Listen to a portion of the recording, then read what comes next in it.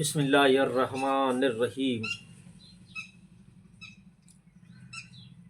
کی محمد سے وفا تو نے تو ہم تیرے ہیں، کی محمد سے وفا تو نے تو ہم تیرے ہیں، جہاں چیز ہے یہ کیا لوح و قلم تیرے۔ حضرات گرامی، اللہ تبارک و تعالیٰ کا لاکھ آنے کروڑا احسان کہ اللہ تعالیٰ نے ہمیں اپنے پیارے حبیب رحمت عالم صلی اللہ تعالیٰ علیہ وسلم کی امت میں پیدا فرمایا ہے۔ آئیے حضرات، آج میں آپ کو ایک حافظ قرآن کا واقعہ سناؤں۔ اللہ کے رسول صلی اللہ تعالیٰ علیہ وسلم جب کسی قبرستان میں گئے، قبر والوں کا حال دیکھا تو اللہ تعالیٰ یہ حضور صلی اللہ تعالیٰ علیہ وسلم نے کیا دیکھتے ہیں کہ میں نے جب دیکھا تو آسمان سے دو سواری اتری تھی، دو آدمی اترے جو سفید لباس میں تھے، اور ان کے پاس بیگیں تھی، تھیلے تھے، اس میں کچھ ٹپالیں تھی جن کے اوپر نام لکھا ہوا تھا۔ جیسے ہی انہوں نے زمین پر قدم رکھا، اہل قبر والے جتنے بھی تھے سب اپنے اپنے قبروں سے بھاگتے ہوئے ان دو آدمیوں کے پاس آئے۔ ان کے پاس جو کاغذ تھے لفافے سے، اس میں سب کا نام لکھا ہوا تھا، سب نے خوشی سے لے لیے، لے کر اپنے اپنے قبروں میں چلے گئے۔ کسی کا اس میں نام نہیں تھا، وہ مایوس ہو کر اپنے قبروں میں لوٹ گئے۔ اب یہ اس ٹپال کے اندر کیا تھا، اس لفافے کے اندر کیا تھا، ہم جو بھی یہاں سے بیچتے ہیں وہ 8 دن میں ایک بار قبروں کے اندر جو ان کا ثواب، سارے ثواب جو ہم کرتے ہیں، جو درود ہے، قرآن مجید کی تلاوت ہے، صدقہ ہو، خیرات ہو، ہم جو بھی ہمارے وڈیلوں کے لیے، ہم جو ہمارے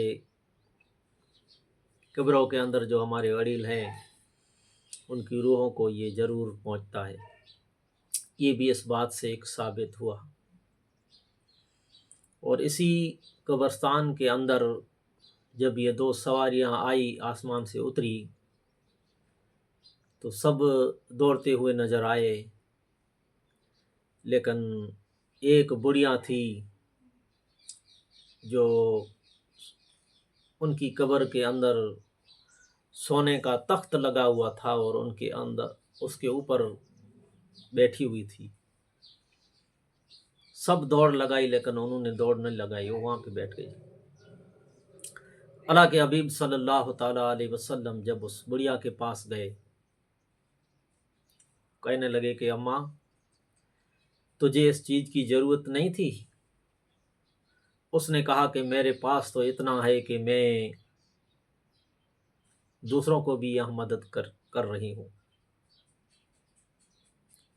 بولے کون سا عمل دنیا میں کر کے آئی تھی؟ بولے عمل تو کوئی خاص تھا نہیں، لیکن میرا ایک بیٹا تھا، اللہ نے دیا، میں ان کو قرآن کا حافظ بنا کے آئی ہوں۔ جو میرا بیٹا ہے پورا دن کام بھی کرتا ہے، قرآن مجید کی تلاوت بھی کرتا ہے، ان کا ثواب میرے کو اتنا ملتا ہے کہ میرے سے بھی زیادہ ہے، میں یہ لوگوں میں تقسیم کر دیتی ہوں۔ اللہ کے رسول صلی اللہ تعالیٰ علیہ وسلم نے پوچھا کہ کہاں ہے تمہارے بیٹے کا کوئی ایڈریس؟ اس نے کہا فلاں فلاں بازار کے اندر مارکیٹ میں میرا بیٹا جو کھجوریں بیچ رہا ہے۔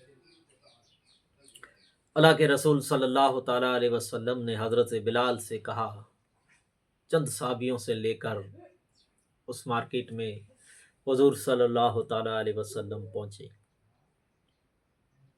اسی ایڈریس پر۔ کیا دیکھتے ہیں کہ ایک نوجوان ہے جو کھجور بیچ رہا ہے، لین دین بھی چالو ہے، اور ان کے ہونٹ جو ہل رہے تھے، قرآن مجید کی تلاوت جاری تھی۔ اللہ کے رسول صلی اللہ تعالیٰ علیہ وسلم نے ان نوجوان سے پوچھا،